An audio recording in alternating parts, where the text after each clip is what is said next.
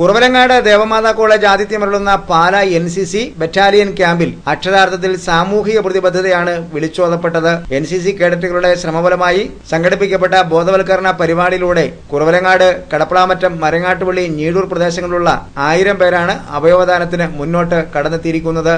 1000 പേരുടെ അവയവദാന സമ്മതപത്രം ശനിയാഴ്ച രാവിലെ 10-ന് കുറവലങ്ങാട്ട് നടക്കുന്ന ചടങ്ങിൽ kidney foundation chairman father David ചിറമേലിന് കേഡറ്റുകൾ കൈമാറും. കുറവലങ്ങാട് ദേവമാതാ കോളേജിൽ നടക്കുന്ന ദശദിന ക്യാമ്പിന്റെ ഭാഗമായാണ് NCC കേഡറ്റുകൾ ഭവനം സന്ദർശിച്ചും സ്ഥാപനങ്ങൾ സന്ദർശിച്ചും ബോധവൽക്കരണ ശ്രമങ്ങളും അവയവദാന സമ്മതപത്ര സമാഹരണവും നടത്തിയത്.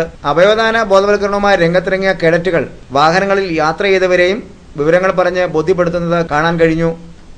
കാളികാവ് ദേവീക്ഷേത്രത്തിൽ മുപ്പട്ടുപള്ളി ആചരണത്തിനെത്തിയ 77 പേർ ഒരുമിച്ച് അവയവദാന സമ്മതപത്രം നൽകിയത് കേഡറ്റുകൾക്കുള്ള വലിയ പ്രോത്സാഹനവും അംഗീകാരവുമായി മാറി.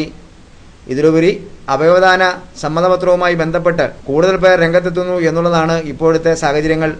കുറവലങ്ങാട് മർദ്ദമറിയം ഫോറാനപ്പള്ളിയിൽ എത്തുന്നവരിൽ നിന്നും അവയവദാന സമ്മതപത്രം ശേഖരിക്കാനുള്ള ശ്രമങ്ങൾ ശനിയാഴ്ച രാവിലെ നടത്തുമെന്ന് Kuravilangad Devamatha college NSS officer lieutenant Satheesh Thomas അറിയിച്ചു. Camp officer lieutenant P. Baby, guard ഓഫീസർമാരായ Binumon Joseph, Thomas Sebastian, lieutenant colonel Saju Mathew എന്നിവരുടെ നേതൃത്വത്തിലാണ് പരിപാടികൾ ക്രമീകരിച്ചിരിക്കുന്നത്.